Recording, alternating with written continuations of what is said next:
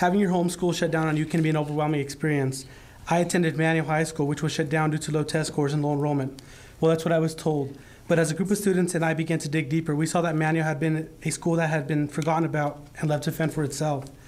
The Denver Public School District voted to shut down my school, and 558 students were left without a home. It was a very stressful time in my life and the life of my peers, as we had to venture off into a new school that was about 30 to 45 minutes away from home.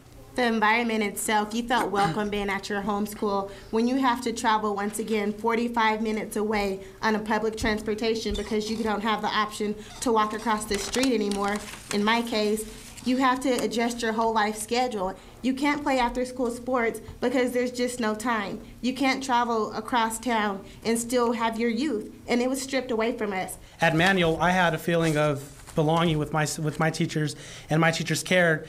And at South, the class sizes were too big that a teacher just didn't have enough time to worry about where I was at or why I wasn't in class or why my homework assignment wasn't turned in. One thing I took from this as we were trying to restructure Manual was that reform should start within the community.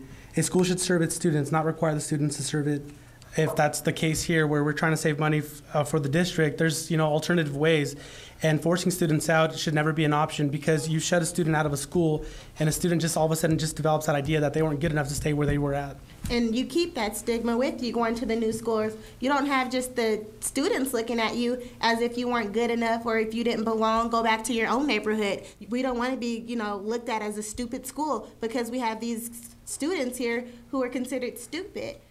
There are so many people out of the 558 who just dropped out completely, and that truly breaks my heart, because there are people who were juniors who had made it that far, but because they didn't have the transportation to make it, they decided to give up. And I don't want to see that happen to any other family or any other student.